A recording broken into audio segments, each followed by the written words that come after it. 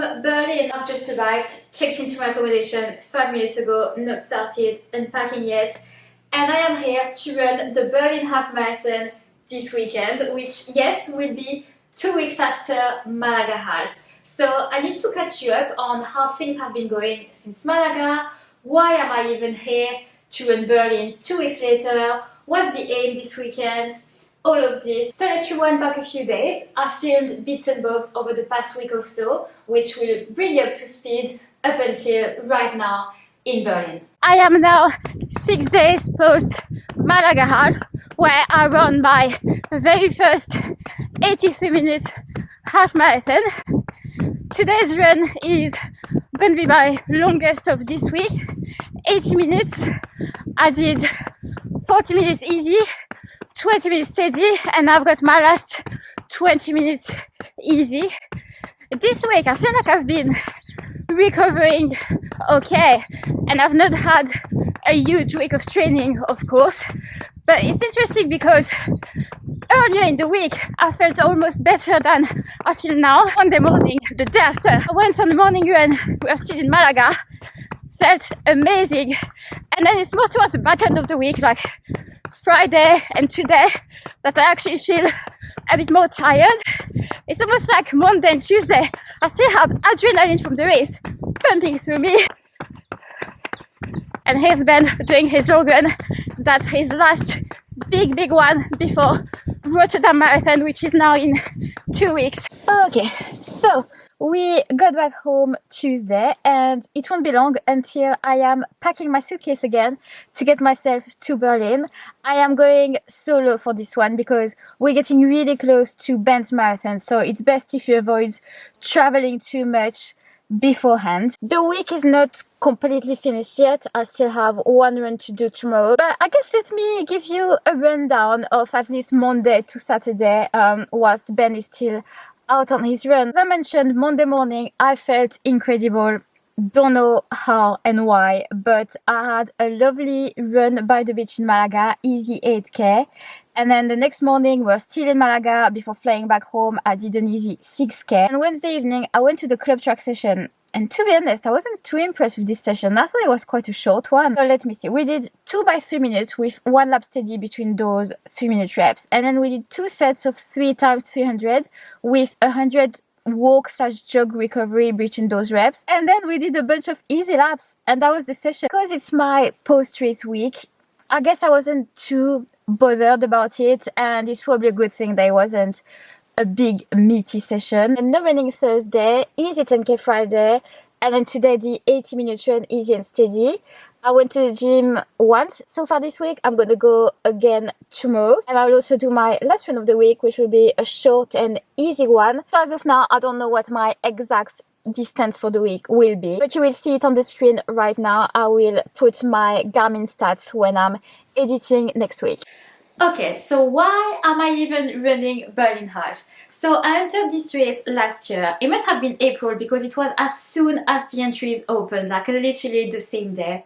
At the time, I had already entered Malaga Half and I knew the dates. So I knew it was only a 2-week gap between those races. I knew they were fairly close together. Long-time watchers know how much I love Spain, especially Malaga.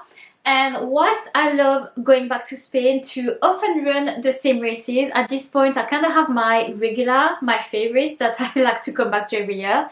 I also really want to crack on with the rest of my race bucket list, which is getting longer and longer. So I decided, you know what? 2025 is going to be the year I tick off Berlin Half. And I'm actually really glad to have made this choice because a few weeks ago they announced that starting next year, Berlin Half is going to be a ballot entry system, so it's not going to be as easy to just decide that you want to take part in this race. And I guess at some point in this video I'm going to talk a bit more in details about how I'm approaching Berlin Half compared to Malaga. But in a nutshell, Malaga Half was the goal. This is what I trained for 10 weeks. It was just like, you know, the mission. And I've got my PB, and now Berlin is just the experience. Okay, so last night we got some sad and unexpected news related to Ben's family. In those situations, it always feels weird that your life kind of goes on. And I considered cancelling my trip to Berlin. Spoke about it with Ben. We concluded that I should go. My presence is not needed. There is nothing I can do to help the situation. So I am going, but the timing does feel wrong, and I'm not going to feel as jolly about the idea of going to Berlin to enjoy myself now. It is now race week, and I will be doing exactly the same as I did for Malaga half. I am not running today. I will also not be running Thursday. Tomorrow I've got my usual half marathon race week mini session, and Friday and Saturday just short easy runs, and then racing Sunday. Okay, mini race week session done. 2 by 5 minute tempo, 4 by 1 minute to fill. They went well. Now Sunday, I don't know how that's gonna go. I don't know how I'm gonna tackle this race. I wonder if mentally I'll be able to push myself to the same extent as I did at Malaga half, because that race was as much a mental effort as it was physical. And you know, I was so locked in for 10 weeks, so focused on training for Malaga half. I was not thinking about Berlin. Malaga was the goal, and I put a lot of pressure on myself for this race, and then I ran it and I got my big PB, and then it felt like a weight was lifted off my shoulders and I could relax. And I kind of feel like the mental batteries are still recharging from this, and I don't know if I'll be able to get myself in the headspace I need to be in on Sunday to try and do as well as at Malaga half, or even better.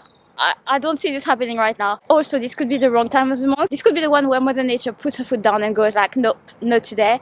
And also my toes are still wrecked from wearing the Adios Pro 4 at Malaga half.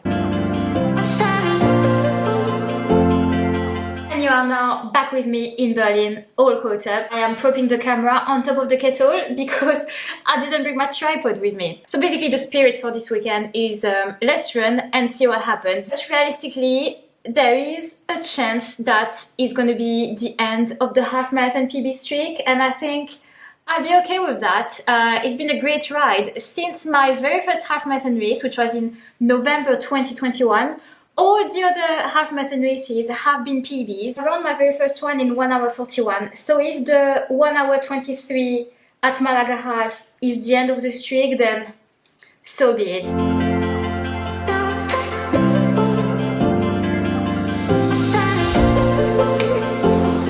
Sunny day today. This is nice. So I don't know if I've mentioned this already, but it's actually my very first time staying in Berlin, and I really want to see as much of the city as I can and do a lot of sightseeing. So over the next few days I'll be doing far too many steps. I'll also be eating out, touring the bakeries, the coffee shops, having some nice food.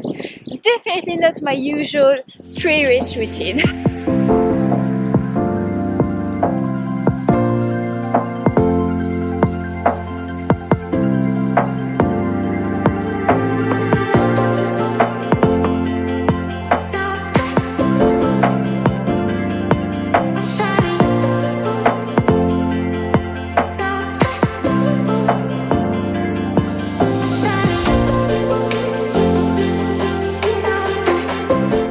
24,000 steps by 2:30 p.m. That is probably enough steps for the day, and that's without a run as well. Today I did not run, it was all walking around and sightseeing. I've got to do some work this afternoon, so I'll probably stay inside for the rest of the day. And because I've done so much sightseeing today, I shouldn't be walking that much tomorrow and Saturday, which is good because then we'll be really close to the race. But Berlin is such a stunning city. There is so much to see. The architecture, the monuments, and it's so spacious. And today was sunny, so it was, you know, even nicer. I've also had some lovely food. It's been a great few hours exploring the city, and I'm going to try to finish editing this vlog today so it can go live tonight. Thank you guys so much for watching. I hope you enjoyed it. Subscribe if you've not already. And if all goes well, the next video will be the Berlin Half Marathon race vlog. Bye!